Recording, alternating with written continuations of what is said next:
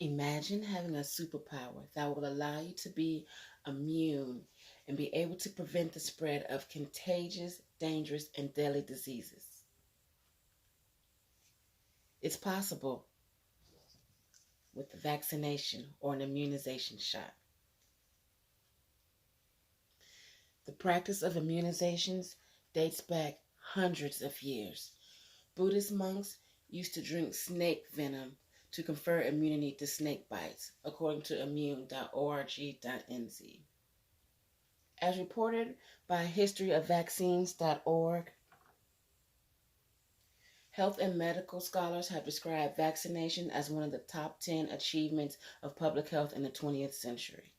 Yet, opposition to vaccination has existed just as long as the vaccination itself. Critics of vaccination have taken a variety of positions, including sanitary, religious, scientific, and political objections. Many people believe that it violated their personal liberty, a tension that worsened as the government developed mandatory vaccination policies. The Vaccination Act of 1853 ordered mandatory vaccination for infants up to 3 months old, and the Act of 1867 extended this age requirement to 14 years, adding penalties for vaccine refusal. The laws were met with immediate resistance from citizens who demanded the right to control their bodies and those of their children.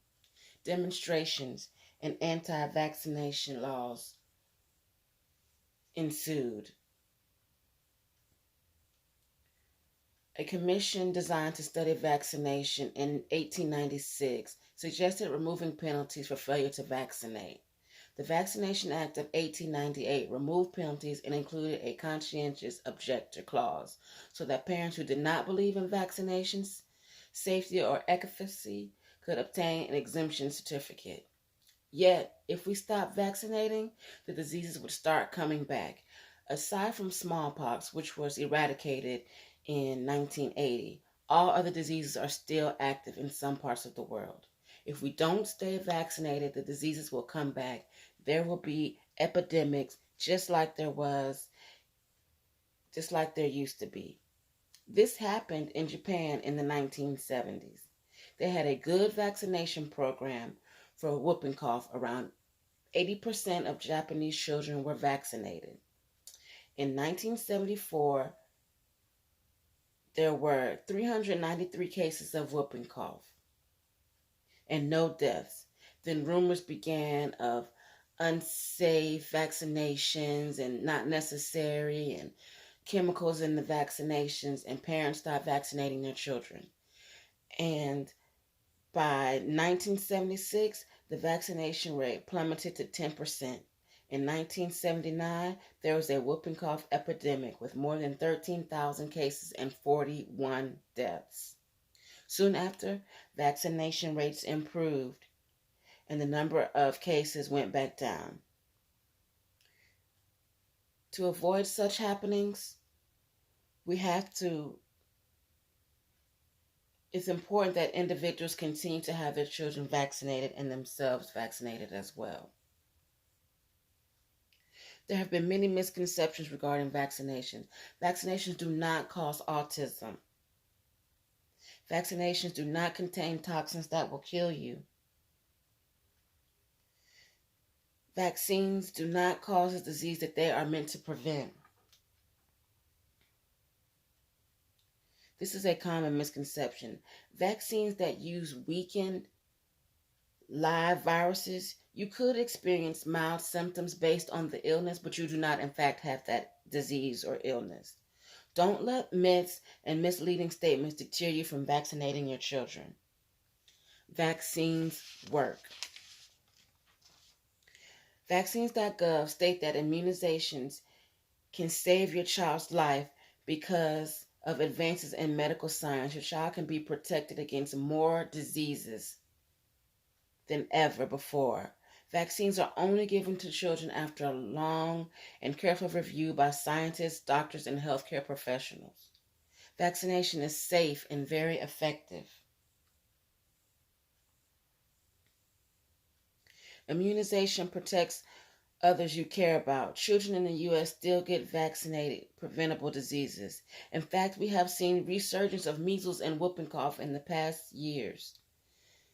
Since 2010, there have been 10,000 to 50,000 cases of whooping cough each year in the U.S., and about 10 to 20 babies, many of which were too young to be fully vaccinated, have died.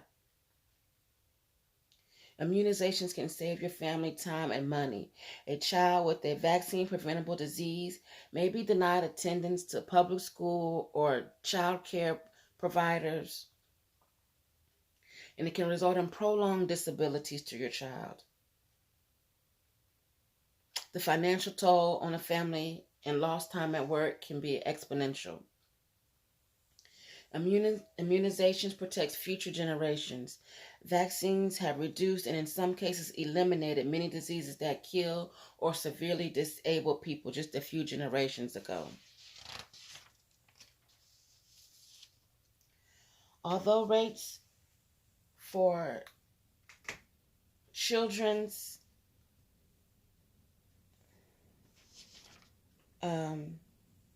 immunizations in the U.S. improve each year, education parents, providers, and the public about the importance of immunizations is an ongoing topic that needs discussions day in and day out. The need for information and the ability to exchange new ideas and innovations has never been greater. Join free webinars, sign up for e-newsletters, and utilize media and social media to spread the word about the importance and safety of vaccinations. Don't let your children succumb to these preventable communicable diseases all because you don't want to vaccinate. Do your due diligence, read your research, find out for yourself if the myths that are contained are true or false or not. But it's imperative that you vaccinate your child so they won't end up with measles or smallpox. Well, smallpox has been eradicated, but measles or whooping cough that has come back. If you vaccinate your child, you can prevent all these diseases from happening to them.